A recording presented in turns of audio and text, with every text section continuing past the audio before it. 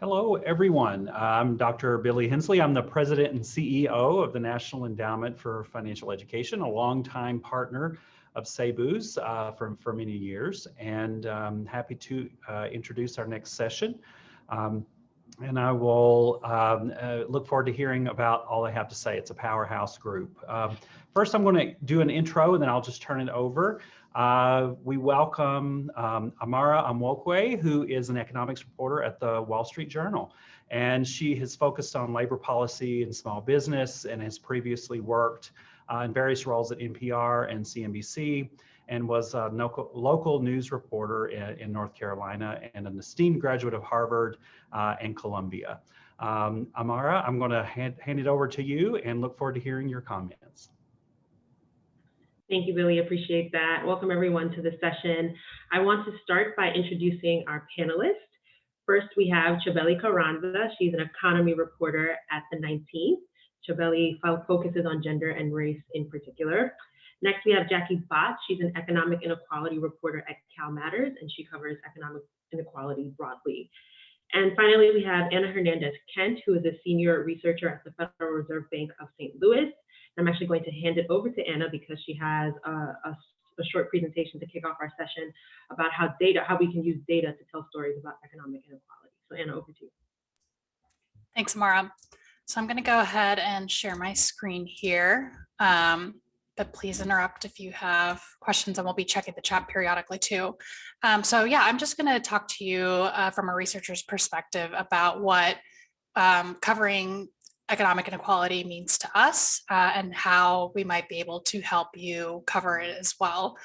These are my own views and not necessarily those of the Fed or the Fed system. So I'm just going to make three broad points today. The first, I'm just going to talk a little bit about myself and the research that I do and how you can connect with us. Second, I'm going to give you two examples of headlines, one of which is broader and another one which is underneath the first one, but in my eyes, it tells a bigger story. So that's going to be through a popular example that we've had recently on millennial wealth.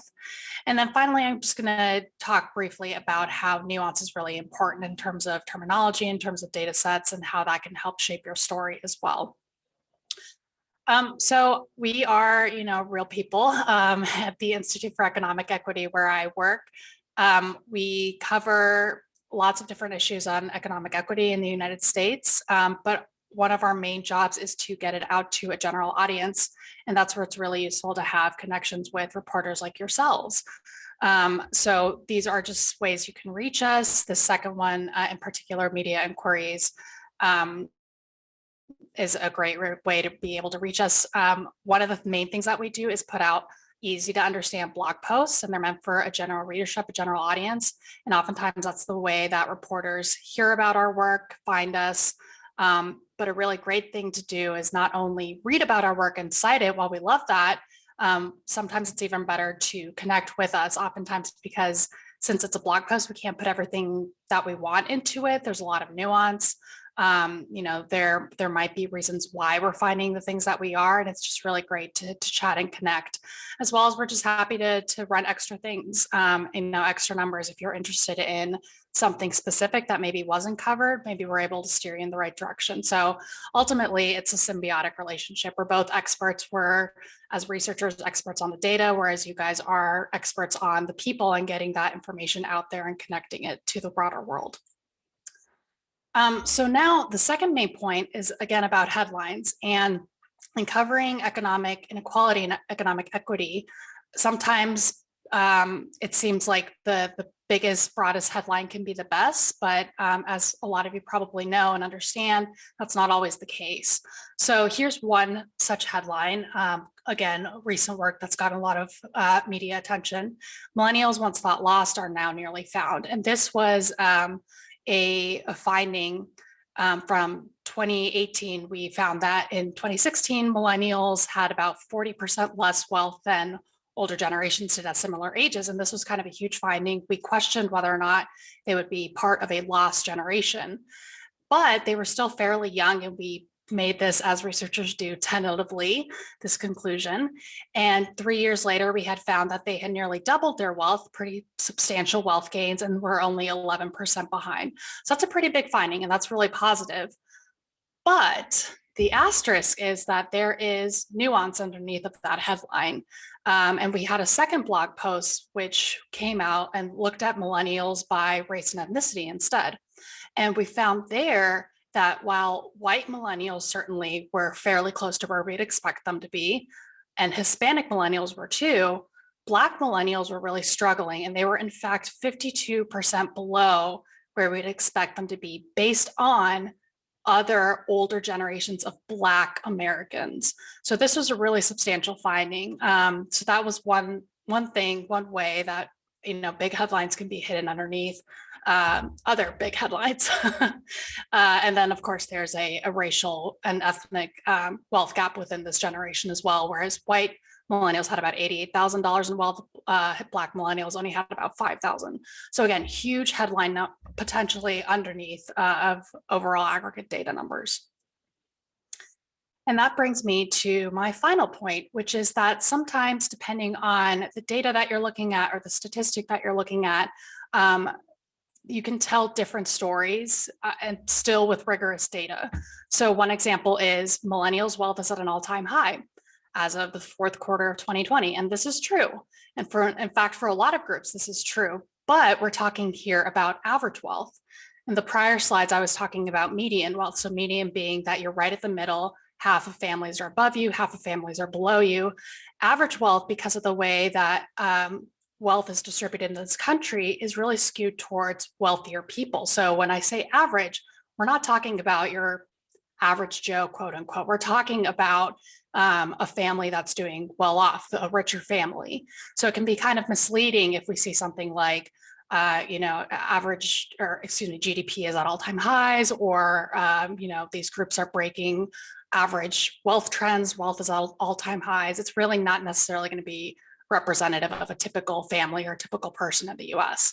So that's one thing, just differences in terminology, which if you go back to my first point about going back to the researchers, can make it easier to clarify those points.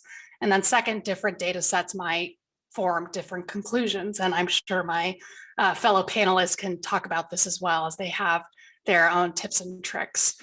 So that's it. And I am happy to take questions about this work or other work, and happy to have Jackie and Chabeli on the panel with me as well to discuss. I'll turn it over to Amara again. Thank you. Thank you, Anna. And we're going to be trying to take questions as we go along here, so please feel free to send your questions in the chat. I wanted to sort of start with a broad question for the panel.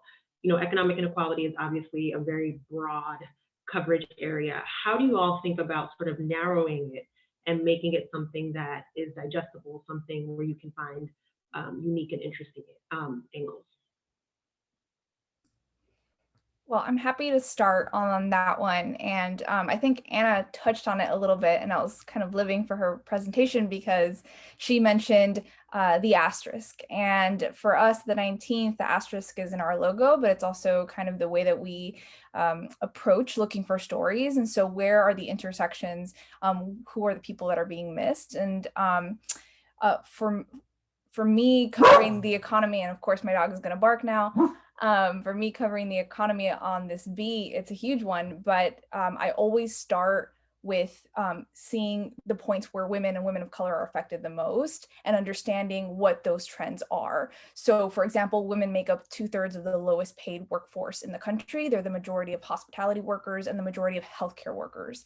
That means that they are going to be the ones affected by any healthcare policy, by any issues with return to work, recession, minimum wage hikes, guaranteed income programs, anything with tipped workers, paid leave. So understanding who these groups are is kind of where I start. And then when there's a big topic we're all talking about, like we were talking about the minimum wage recently quite a bit because of the relief package, I know who are my people that are being affected by that.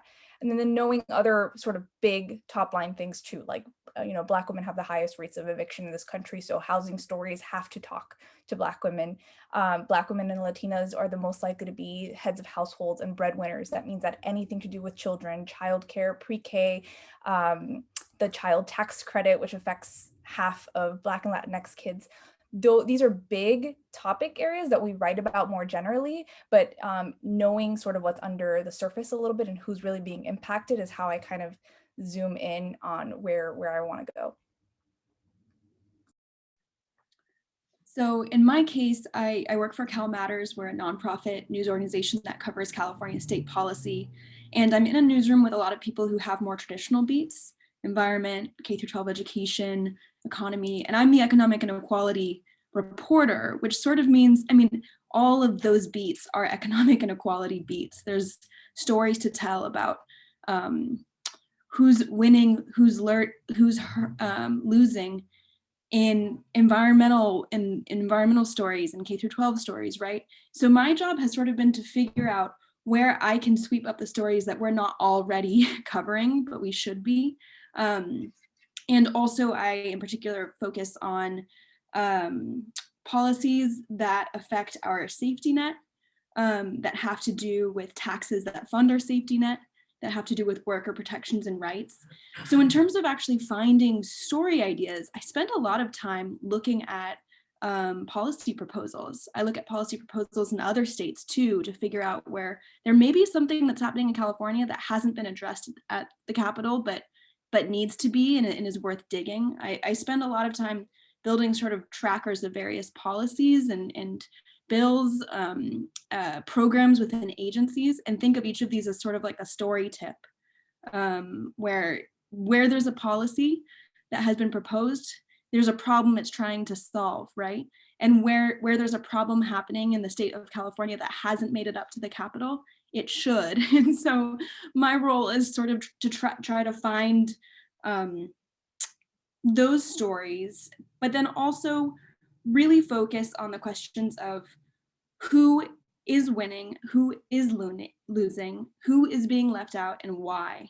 And so I think that has sort of been my guiding compass as I'm trying to find stories. As you all think of questions to ask in your reporting on economic inequality, so Jackie, you're saying winners and losers, that's a question that you must ask. What are some other questions that are must ask as you report stories on economic inequality? Well, I was going to also say winners and losers, who stands to gain the most, who stands to lose the most? And that's sort of a broader question. I just mentioned the minimum wage as an example, but that was, again, we can talk about this big issue, but also who are the people that would be affected by it the most? That's the question I ask myself all the time. And a lot of the times the answer to that question is women and women of color. That is almost always the case. The other thing I'm finding myself or pushing myself to ask myself more is, what is the solution, or what does a form of the solution look like, either here in the state or in this country or another country? Is there a company that is trying to solve a piece of this problem? And I think for us as journalists, we're really fantastic at laying out problems and then just being like, that's the problem, but I think a really interesting way to think about it sometimes is going in from the solution lens. So here is a place that's trying to solve this, or here is a policy that's trying to solve something. And yeah, that will give you an avenue to talk about the problem, but you're coming at it in a way that I think a lot of readers will respond to, which is, okay, just tell me how we can fix this. And I think that's the question a lot of readers often have when they finish reading a story. And so coming into it from a solutions angle, I think could be really helpful. I love that answer, Chabeli. I second that answer. It's something that I want to do more of. It is all too easy to focus on the problems and not take the next step, which is where I think journalists can really have a big impact and contribute to the conversation. Another question, just to add, another way to go deeper is to really, and this almost sounds too obvious, but is to really ask why. So when we're talking about these disparities, for example, with Anna Kent's presentation just now, and we're talking about why is it that Black millennials have much less wealth than their white counterparts, right? Like, don't let the story stop there. Don't only talk about the disparities. Talk about the history that led to those disparities. And I think that that's something that when I see a story that really touches on economic inequality effectively, it's because the reporter clearly did a significant amount of research to help us understand the systems that got us to where we are. And also that kind of reporting does a lot to dispel stereotypes and myths about why disparities exist. So, you know, I'm thinking an example of that was one of the first series of stories that I did at Cal Matters was a series of stories about why California does a pretty poor job of getting supplemental nutritional benefits, known as food stamps, out to people, and who are the groups of people who are missing out the most. And what we had the chance to do was talk about a wide sort of net of people who weren't being caught by this safety net. Students, older people without access to technology, immigrants who were eligible but fearful because of the threat of public charge, of taking advantage of safety net programs, and that messing up a family member's ability to get citizenship status in the future. People who were unhoused, right? And digging deeply into how the policies over decades in both at a federal level and at a state level had actually created unnecessary barriers for these different groups of people, right? And so, you know, that's a place where we can get down to the systemic root of a lack of access to a problem, and also we can go deeper in a systemic root to why are there certain groups of people who need to take advantage of this sorts of programs more. Thank you, Jackie. We have our first question in the chat. Someone is asking, Glenn Hall is asking, are the panelists tracking down what companies are doing to address inequality? And I think this is interesting because we saw last year after the killing of George Floyd, and after, you know, all the disparities we saw in how the pandemic was affecting certain groups, we saw a lot of corporate commitments. So I guess the participant is asking, is anyone tracking that, how corporations are responding?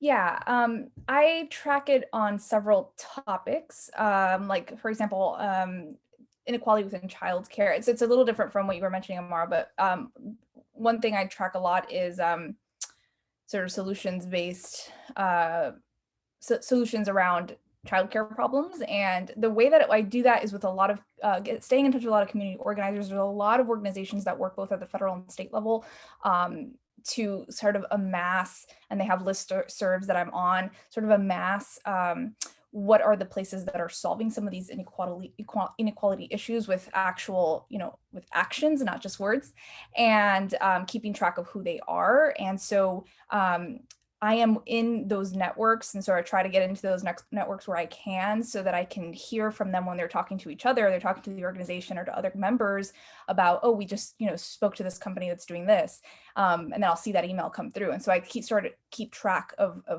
what those places are, and then also just through, you know, conversations with them. But folks on the ground are the ones who know who these folks are the best, and so I try to keep really in touch with them. I love that question. It sounds like a great story idea for everyone who's watching this panel right now, for myself included. That's what I was going to say, yeah. Yeah. Good story idea. I want to talk to y'all about sourcing, because obviously so much of economic inequality in this country has to deal with gender and race.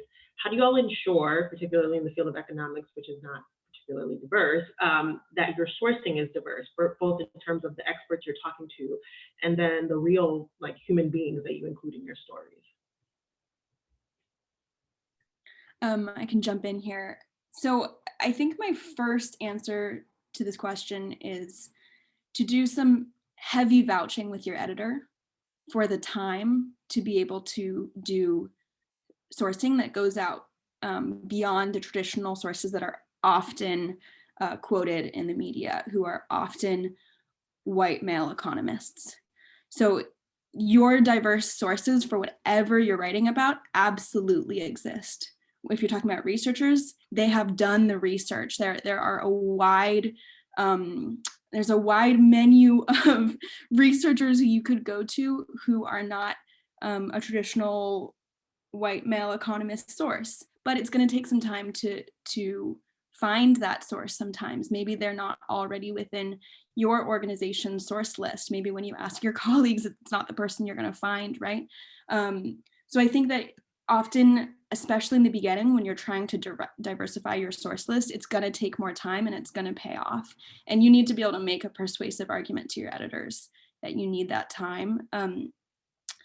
I think that the other thing that I'll say on this point is that because of systemic racism in education access and academia, your diverse source is not necessarily going to be the head of the department, but they are going to be doing excellent research within the department at, the university. And so look at everyone who's working at X Center for labor economics at, the university that you're interested, that you've seen some great research from.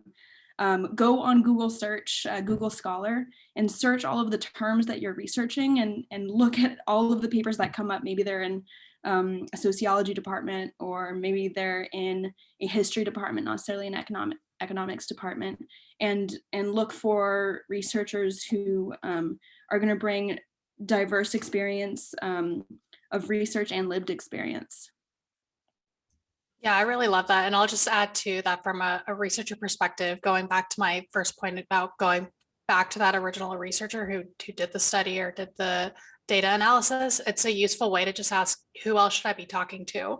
Because they probably have some contacts that they can direct you to through their networks. And it might be somebody that, you haven't thought about, who is, as Jackie was saying, that diverse perspective, who has both the lived experience and the data research knowledge. So that's a useful tip as well. Yeah, and I would just add, those are all fantastic. I would just add, try to be very purposeful, and I try to be particularly purposeful if I'm doing focus stories on certain ethnic or racial groups, Black women or Latinas. I've written a story on Black women that only had Black women economists. I've written a story on Latinas that only had Latina experts in economy, in wealth. And so just because we say that there are fewer of these folks and know that there are fewer of these folks in the field doesn't mean they're not there. Doesn't mean they're particularly even that difficult to find. You just have to be very purposeful about your sourcing. And what I've done is, for example, taken sort of routine stories that I write all the time. Like every month I write the jobs story on the first Friday of every month. In that story every month, I try to talk to a new women economists who I haven't talked to before and use her as a source, and then build on that relationship. And so I use some of these stories as sort of an avenue to build sourcing. So I have them later and they know them later and can, pull out when I need a more detailed story. Anna, we have a question for you in the chat. I hope you can answer, but one of the guests is asking how the Biden administration's proposed child care and other stimulus policies might impact inequality, and if this is something the Fed is looking at.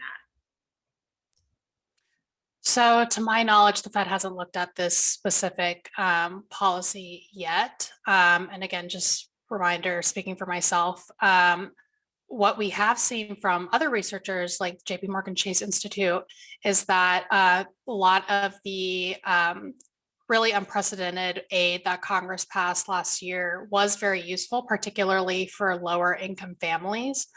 We saw, for example, that their median and average balances in their bank accounts increased for a few months following that stimulus. So they were saving, and balances rose for across the income spectrum, but in percentage terms, particularly for lower income families, likely because it was replacing a larger portion of their incomes. Or supplementing that. And so that's been positive. We've seen less distress than perhaps would have been expected had these policies not gone through, had this aid not come through. That being said, again, those headline numbers can sometimes hide fault lines that we see in the economy and among American families, particularly, as the other panels have already said, among Latina, Black females who were disproportionately hit by job loss and reduced working hours, disproportionately shouldered the burden of care. We've seen that in our own research as well. And these are the families that have been facing higher food insecurity, higher housing insecurity during this time. So it's a little bit of a mixed bag. The question is what will happen if and when these types of aid stop eventually. And that's when I think ultimately we need to be centering these vulnerable families in the recovery, because they're going to be, if we center them, the whole economy is going to be benefiting. So just making sure that they're being pulled into the conversation and not being pushed out of it is really important. A question I just thought of: how do you all think through stories about inequality where there isn't great data? Like I'm thinking about, I've been covering the Paycheck Protection Program for the last year, and the SBA doesn't really have great demographic data on who were the beneficiaries of this massive stimulus program, right? But I was hearing from so many Black business owners and other minority-owned business owners that they weren't able to access the program, particularly at the beginning. How do you all think through stories where inequality seems to be there, but there isn't necessarily great data to back it up? That's a great question, and that's the case for a lot of stories about women and LGBTQ folks, because the data is not disaggregated it's not disaggregated often, and often not by sex and race, and then gender and race. And so I think, and I had the same issue with PPP this year, I think we just sort of couch things the best way we can. We're hearing so much anecdotal information from business owners who have specific situations that happen to them, and you start to talk to these folks and you see that these things repeat, and sort of the structural foundational issues that they have in accessing those funds repeat themselves. And so even though we have to be careful about making some giant points about, who all are the ones being left out, I think we can still write those stories. I wrote a story about the Asian women Equal Pay Day because it's a story that is completely marred by very bad and lacking data. We don't have good data on Asian women. We don't have it seasonally adjusted, and so it's difficult to compare against groups. That doesn't mean that Asian women aren't affected by this recession. And if you were to look at just the top line numbers, you would think they were doing pretty okay compared to their white counterparts. But we know from talking to actual people who are affected that that's not the case. And so I think data is a barrier, but it's not the only. It shouldn't stop you from writing the story. You just have to find a way to back it up with, instead of concrete data, with the actual sort of examples, while also noting we don't collect good data on this, and that is also a story in itself. Why don't we focus on this data? Why don't we know what's going on with these groups? I was just about to make that point. Great journalism has made the types of policy change that gets data collected, data that should have been collected. So where the data doesn't exist, write about the consequences of it not existing. And in California, I'm a part of a collaboration called the California Divide, a number of reporters stationed at different newsrooms that are covering economic inequality, both at the local and state level. And we did a series of stories about how public health departments at the county level were not collecting, not requiring that businesses actually report COVID data to them or to the public. And we reported about how dangerous and deadly that lack of data collection was. And then California passed a law that is requiring that data collection. So write about where the data should exist and doesn't. We have a question in the chat, and I guess it's kind of about inequality. The age-old argument by Republicans that higher unemployment benefits are a disincentive for people to work is back. And I guess, Chabeli, this would be a good question for you, especially what data might you look to kind of offer context around that idea? So I think the one of the more effective ways I've seen people address this is look at the data about what the safety net looks like. So you're receiving what in unemployment, a few $100s in unemployment. What does your safety net look like if that's all you're receiving from your job? What are you getting in childcare benefits and food benefits? What does rent look like in an area? Sort of try to build out sort of this argument about can you really, with this unemployment money that you're getting, afford to not seek work? The safety net options in this country are fairly paltry and really just make it very difficult for any worker to just choose not to work and just only live off unemployment. It's very difficult to cobble together basic necessities month to month, given sort of the very paltry menu of what there is to choose from. And so I've read sort of very effective stories where folks have sort of explained that and shown why this doesn't make any sense. Like no one would actually try to live this way if this was their only option. And then of course, talking to the people who do that and can show you that. But yeah, I think I would try to build out what that actually looks like in practice. It's easy to say, but in practice, it's actually not a reality for many people in this country to actually live that way. And I'll just add there are researchers that have looked at this question specifically. So within the St. Louis Fed, the research department, I believe and I can't remember what their findings were, but they've certainly looked at this topic. I think on the economy is what our blog is called, and you can look at it there. Feel free to reach out to me if you can't find it, and I'll try to find whoever wrote that, and as well as Liberty Street Economics is the blog by the Board of Governors, and I think they've written on that topic as well.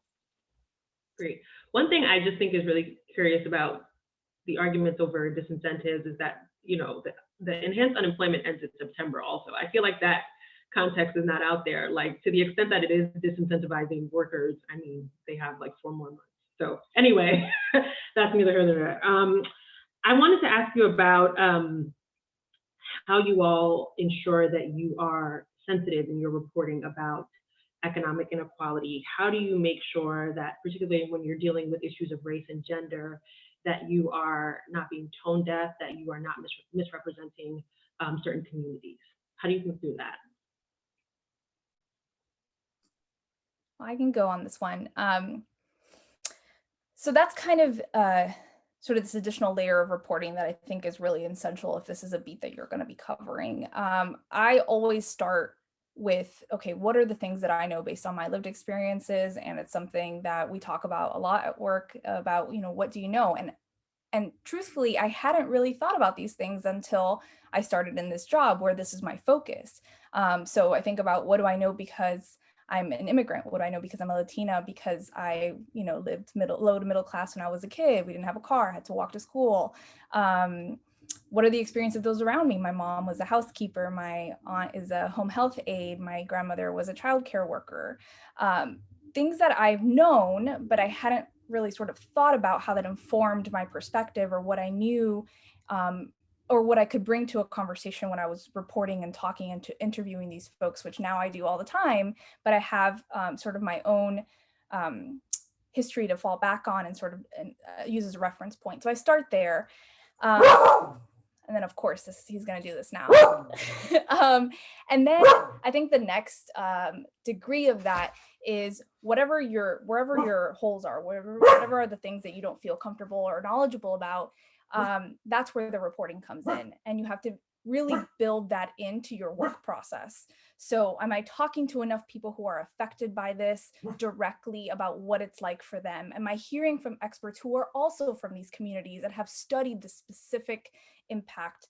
Am I pointing out the problem, but also the solution? And so a lot of that you can do through your reporting to ensure that you are really hitting the right tone. And then when you're really in a pinch and really feeling like, okay, I think I got it, but I'm not quite sure.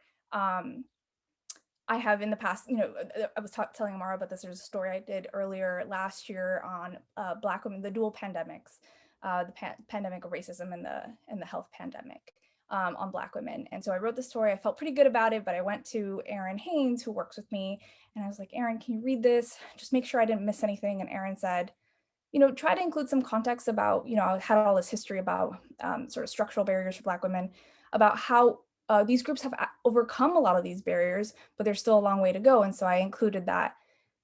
There is a second sort of level to that where it's like, I have not gone back to Erin again. You don't want to put this on your colleagues and other journalists of color to be the ones that are explaining to you how you should be doing it. Put the onus on yourself. And then only, I think, sparingly, if you have a trusting relationship, go that direction. But I would put the onus on myself and my reporting and what I need to do to make sure I fill these holes and I'm aware of the things I don't know.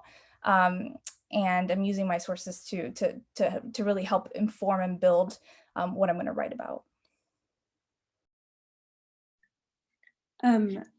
Yeah, again, second everything that Chabeli just said so well. I think being really, really aware of where you do not understand something because you lack your own lived experience, and where you need to work really extra hard to try to understand what you don't understand. And one tool I think that I use a lot is sort of thinking of each and every interview as a chance to calibrate my story. It's almost like an in the moment fact checking, both of individual facts, but also sort of the overall direction that I'm going with the story. So, be vulnerable with your sources. Being vulnerable and making the interview a two-way street puts you on sort of an equal footing with your source. That kind of creates an opportunity for mutual respect, and also gives you a chance to say, I'm new to this issue. I haven't experienced this myself. I really want to get it right. This is the direction I'm going. Does this sound right to you? This is what I'm learning. Does that mesh with your experience? Would you, is there something that I'm really missing here? And so and this is if you're talking to people who have lived out the issue that you're writing about, advocates, policymakers, researchers, all the different buckets of sources. Think of them as real experts in helping you guide your story towards something that is not full of blind spots. When you guys are covering economic inequality, what are some of your favorite data sources? Oh, and I need data sources. Yeah, I can definitely talk about some of ours. So pretty much everybody in this space is familiar with the Survey of Consumer Finances. It's sort of considered the gold standard on wealth data in the United States, but that's not to say that, back to our previous points, there aren't holes and gaps, particularly with different demographics that aren't covered as they should potentially be. There's another survey by the Fed, it's called SHED for short. It has that famous $400 emergency expense question, which I could talk a whole thing about what people get wrong about covering that specific question. It's how they would cover that kind of expense. Doesn't mean that they necessarily couldn't cover it, but those are two main ones. Obviously, the current population survey, BLS, those are really good data sources as well. Yeah, I would just second on BLS. I use BLS the most. It's the thing I'm most comfortable with, also because I do those job reports every month. But if you haven't already, I'm sure a lot of you are really, really familiar with this data set. But if you haven't already, I would spend the time really getting to understand the nuances of the BLS data. The two main surveys, the household survey and the establishment survey, one is surveying people, one is surveying employers. It's a very important distinction that a lot of people conflate and can lead to kind of those misleading stories that Anna was talking about a little bit earlier, which happened in December. Everyone ran a headline basically saying all of the job loss in December was held by women, and that was pulling from one survey. The other survey that was released the same day was showing the opposite information. And so understanding what each one is telling you, what they mean, could really help you have a more sort of nuanced story that isn't reactionary, and also is like super, super helpful. If you understand both of them, you can find it's a wealth of data in there. And the BLS economists are actually really great. I reach out to them whenever I'm really stuck, and they will literally pull out a spreadsheet for you and send you what you need. So I would definitely rely on that source. Over the past year, I've used the Census Pulse survey data a lot. It comes out every 2 weeks and asks families a lot of different questions about education and access to devices and internet, about food and food access, about employment and personal finances, debt, borrowing from friends and family. A lot of really interesting stories in that data. And that's a case where I've often been able to contextualize one person experience who I'm profiling with sort of a broader trend, and able to say, last week, or in the first 2 weeks of March, this was happening to approximately this many people, which I think is a really powerful way to expand some of the trends that we're seeing during the pandemic kind of in real time. And then, yeah, I think being creative about, because I cover policy, I am often interacting with different California state agencies. And so I have actually successfully gotten a lot of data from state agencies about safety net access, about access to internet, about water bill debt during the pandemic. And I've gotten better and better at asking them to give me more granular data, sometimes at the zip code level or census tract level, that has allowed for telling economic stories, but maybe not with the same data sets that are traditionally used. And then the last thing I would say is everyone should take a look at the federal OSHA database of COVID complaints. That has been a huge resource in my reporting over the past year, in finding, for example, how many worker complaints have been submitted about Amazon warehouses in California. Or I interviewed a worker who says that there has been a major outbreak at the lettuce farm where they work. Oh, there were 2 complaints filed 2 months ago, but nothing was ever done about it. So really, really powerful stories in that database. I'll also put in a plug for a report that the Fed releases every year on small businesses, both those that have employees and those that don't. It's really interesting to see sort of how small businesses access credit and what disparities there are along like firm size, race, those sorts of things. We are running out of time, so if you have a question, please do send it in the chat. And I guess to kind of wrap things up, I'm curious to hear what you all have gotten wrong when covering inequality, and I guess what you think journalists tend to get wrong when we cover inequality. So I've never got anything wrong. Just kidding. I think the things I've gotten wrong before are with the data issues with numbers, where you're conflating something or calculating something in a way that can be misleading. And so I've worked really, really hard to be very careful about all of that. There was a wonderful story, I have to plug it, by one of my former coworkers, Bragg, in CJR today, on essentially, and I forget the term that she used for it, but essentially something that reporters get wrong all the time, which is like requesting a very specific, I want a Black woman who was evicted, who had COVID, who has 3 children, who is on food stamps. Going to community organizers and asking for these very specific sources, kind of leading into this culture of poverty porn. That is something that we could very sort of dangerously fall into when we're covering economic equality, focusing on the saddest or most heart-wrenching story without focusing on solutions or talking about why this came to be. That is something that I think we all need to work harder on. And I encourage you to read the story. I'll put it in the link now, in the chat now. But that is something I think we get wrong all the time, is just parachuting in just to get the saddest thing we can, and then completely failing to really talk about the issue in a substantive way. That's exactly what I was going to say. There's an important line between covering inequality and poverty porn, and it gets crossed all the time. And I think that one really important thing to do, and again, vouch for time to do hour-long interviews, to do 2-hour-long interviews with your source. Take the time to really listen and show people as the complex people that they are, people who have come up with creative solutions to deal with the situations that they're in. treat your, your anecdote sources as experts and not as victims. And we've all been taught in journalism school to find the perfect victim.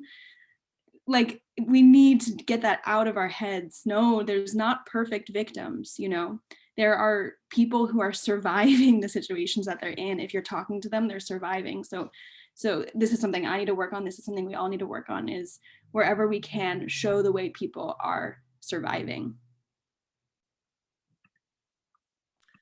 Well, thank you to everyone. Thank you, Amara. Thank you, Chabeli. Thank you, Anna. Thank you, Jackie. Thank you so much for just a very enlightening, very informative conversation. This was so helpful to so many people. You could see by the questions in the chat that were being asked. So thank you so much for your time. And we're so glad you were able to join us today.